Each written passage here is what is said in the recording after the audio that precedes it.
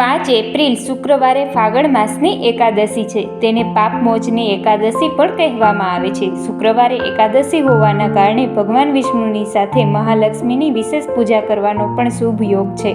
તેમજ એકાદશીના દિવસે ઉપવાસની સાથે દાન કરવાથી પણ પુણ્યની પ્રાપ્તિ થાય છે. તો મિત્રો, ચાલો જાણીએ કે આ તિથિએ કયા કયા શુભ કાર્યો કરી શકાય છે એ વાતો. પણ મિત્રો, એ પહેલાં જો તમે અમારી ચેનલમાં નવા હોય તો ચેનલને સબસ્ક્રાઈબ કરી લેજો, જેથી તમને દરેક પ્રકારની અપડેટ મળતી રહે. ફાગણ મહિનાની એકાદશીના દિવસે સવારે વહેલા ઉઠો અને સ્નાન કર્યા બાદ તાંબાના પાત્રથી સૂર્યદેવને જળ અર્પિત કરો. ઓમ સૂર્યાય નમઃ મંત્રનો જાપ કરો અને અધ્ય ચડાવો. સૂર્યદેવને લાલ અને પીળા ફૂલો ચડાવો. સૂર્યને જળ અર્પણ કર્યા પછી ઘરના મંદિરમાં ભગવાન ગણેશ, શિવ અને પાર્વતીની પૂજા કરો. જળ, દૂધ અને પંચામૃત અર્પણ કરો. હાર, ફૂલો અને કપડાથી શણગાર કરો. મીઠાઈઓ અર્પણ કરો અને ધૂપદીપ પ્રગટાવો અને આરતી કરો.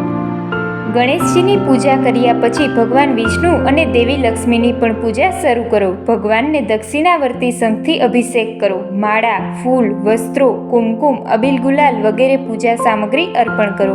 પૂજા દરમિયાન એકાદશીનું વ્રત રાખવાની પ્રતિજ્ઞા લો. મીઠાઈ અર્પણ કરો અને અગરબત્તી પ્રગટાવીને આરતી કરો.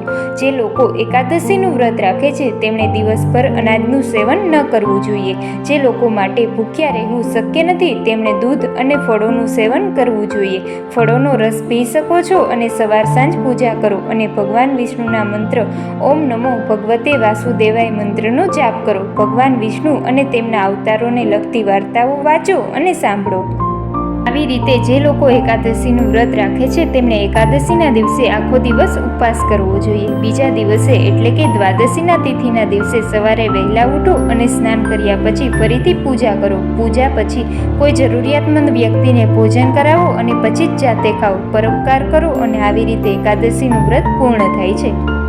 આવી રીતે પૂર્ણ ભક્તિભાવ સાથે પૂજા અર્ચના કરીને ઉપવાસ કરવાથી ભક્તની દરેક મનોકામના પૂર્ણ થાય છે. મિત્રો, આવા જ અવનવા અને ધાર્મિક વિડીયોની જાણકારી માટે અમારી ચેનલને સબસ્ક્રાઈબ જરૂરથી કરી લેવી. ધન્યવાદ.